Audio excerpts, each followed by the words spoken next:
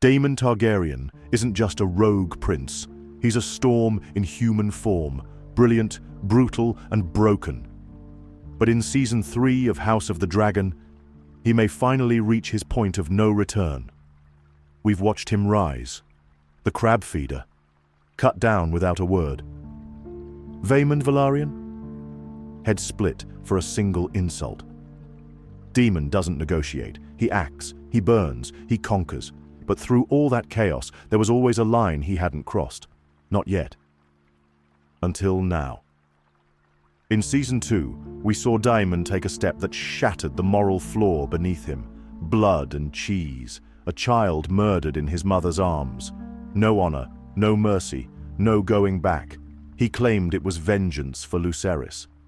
But what really happened was something darker. Daemon unleashed death, not as a tool, but as a message. He wanted the world to fear him, to fear what he might do next. And in Season 3, that fear is going to become reality. Now he's at Harrenhal, alone, a cursed place, a haunted ruin. And the perfect place for someone like Daemon to fall deeper into the shadows. There, the lines between strategy, prophecy, and madness will blur. Will he sacrifice his own kin to win this war?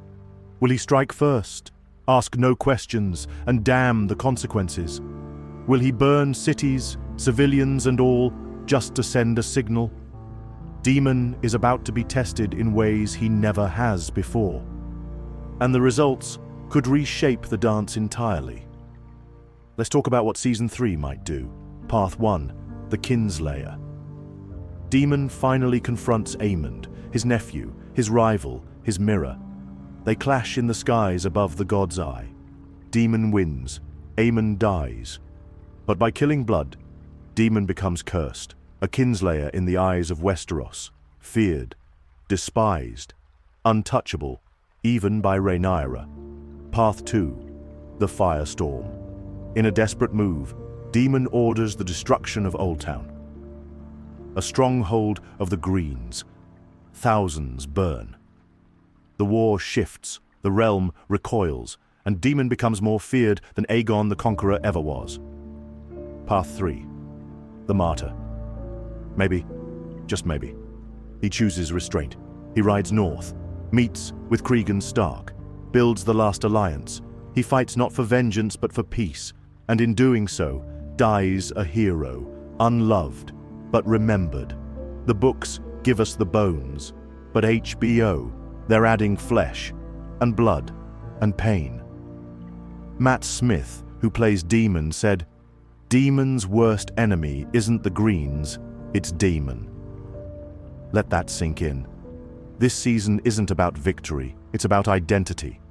What happens when a man made of fire starts to turn to ash? And what about Rhaenyra?